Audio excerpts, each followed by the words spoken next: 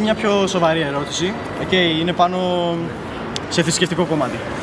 Πιστεύετε στο Θεό? Ξέρω εγώ, στο Χριστό? Ναι, ήθελα. Ωραία. Για ποιο λόγο πιστεύετε? Τι σας κινεί να πιστεύετε σε αυτόν? Ότι χάρη σε αυτόν ζούμε.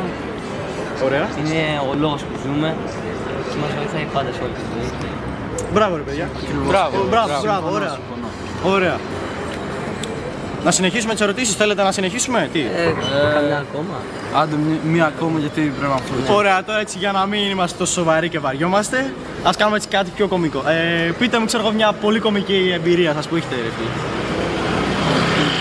Ναι, ρε φίλε. Μια αστεία εμπειρία σου, ρε φίλε. Δηλαδή, ο άλλος μας είχε πει προάλλες ότι τον κυνηγούσε άλλος με μπριζόλες, ρε φίλε, επειδή έσπασε το παράθυρό του. Τι πέτωσε μπριζόλες. Α, τόσο. Ναι, δηλαδή τέτοια. Πρέπει να σκεφτώ. Εγώ Θα δίνουμε χρόνο, παιδιά, εντάξει. ήμουν με μια παρέα και μας κυνηγούσε ένας παππούς επειδή του φωνάξαμε το όνομά του. Και μας κυνηγούσε για να μας βαρέσει. Το χωρίς λόγο. Πήδηξε από το μπαλκόνι.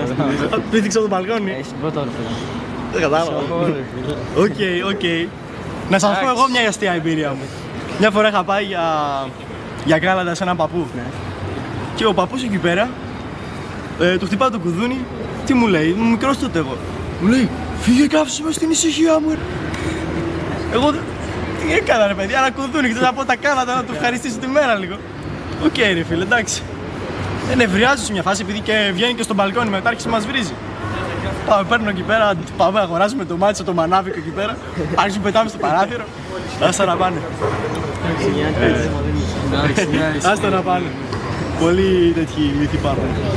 Οκ, ρε bro. Οκ. Εντάξει, μάγκες. Οκ, εντάξει. Τα λέμε. Μπράβο, έτσι. Ευχαριστούμε.